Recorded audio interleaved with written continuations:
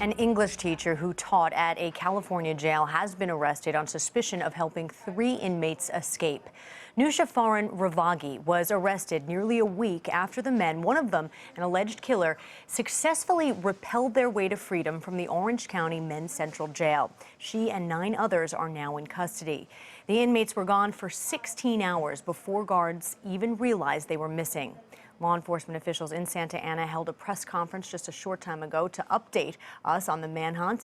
During the course of the investigation, we have indicated that there is a Vietnamese gang connection, as well as now is what we believe as a Vietnamese organized crime element. Last night we conducted 2 searches connected to the investigation. They were connected in the city of Westminster. One was on a residence and one was on a warehouse. At the residential location, several people were detained and eventually released. However, no arrests were made. Crimesider's Graham Cates is here now with more on this. Graham, you heard the spokesman there for the Orange County Sheriff's Department say they executed these search warrants, but nothing really seemed to come out of them. Break down for us what they seem to have accomplished in the past couple of weeks. They say they've served dozens of search warrants in the Southern California area. What they say they know is that they believe the inmates are in Southern California. They didn't say why they believe that. They've also arrested several people that they say are associated in some way with the inmates, although they haven't said exactly how. We do know that they've been focusing on a couple of Vietnamese-based gangs that 2 of the 3 inmates who escaped supposedly belonged to, and they haven't said specifically these guys belonged, these people who were arrested belonged to those gangs, but you heard it just now. They said there is some sort of organized crime element to the search warrants that they're serving out right now. It seems like they're pretty confident that members of these gangs or this gang have an idea of where these guys might be.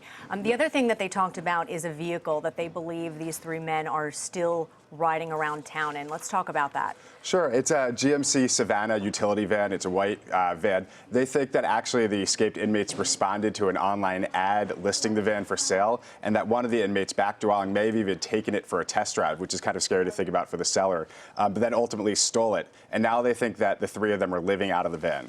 Okay, and so they are asking for the public's help because they say these guys are still in Southern California and they're rolling around town in this stolen white van. So one of the big things in this case is saying, if you see anything, give us a call. Let's talk about the woman who was arrested, this community college employee, a teacher of English as a second language inside this prison, 45-year-old woman. Let's talk about the relationship that she developed with one of the inmates. That's right. Nooshafarinn Ravaghi taught ESL in the prison, in the jail. And Hossein Nayeri supposedly took several of her classes. Authorities aren't sure exactly why he was in them, since he speaks English really well. He was actually a Marine at one point. But they say that they developed a relationship that was really close. They didn't classify it as romantic or anything like that, but they did say it's out of bounds for jail personnel. And they say that she admitted to providing him with a Google Earth image of the jail complex, the kind of thing you could look up on Google Maps. And they say that that was central to the plan of their escape. She was actually arrested yesterday. She's charged with accessory to a felony. She'll be arraigned on Monday, and prosecutors are expected to ask that her bail be set at $500,000. And one of the things the spokesman mentioned, very interesting, is that when she was hired by the jail, she had to go through a class that taught her, among other things, how to resist the manipulation of inmates. And this is something that's very important because authorities believe any chance they get, inmates are going to try to manipulate employees to help them in an escape. Talk about that.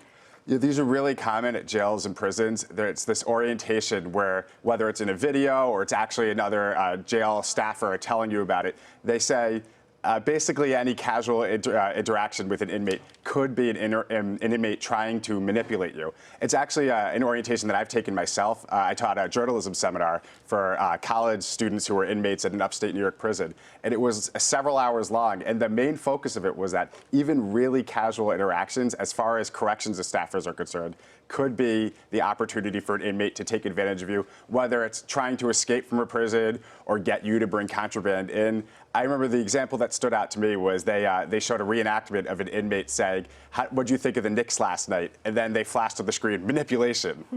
Even something on that level, so simple, that seems innocent, considered a manipulation. Right. The idea is that it could be the start of them trying to build your trust and gain a relationship with you so that down the line you might help them in some way. Right. And, you know, one of the things that we've been talking about, these guys were missing for 16 hours before anyone even realized that they were gone. There were checks, routine checks going on in the jail. But in this day and age, with cameras everywhere, you've got to ask yourself, why aren't there cameras inside all of these jail cells so something like this can happen? Someone's, you know, trying to saw out a hole in the ceiling of their cell. You know, you're going to notice it over the course of time, and you're going to notice that they're gone before 16 hours. So security at this jail has been an issue for a long time. Besides being under a federal investigation, a local grand jury has been looking into the jail since 2008 when they recommended a better surveillance throughout the jail. Now, jail officials have been saying they don't have the budget for it, and there's kind of been this back and forth tug of war in the county about how they're going to pay for the cameras. It seems like maybe now that argument's going to sway in another direction. But between the cameras, between the way they did head counts throughout the last decade or so, there's been a lot of focus on how security it was done at the jail before anyone escaped.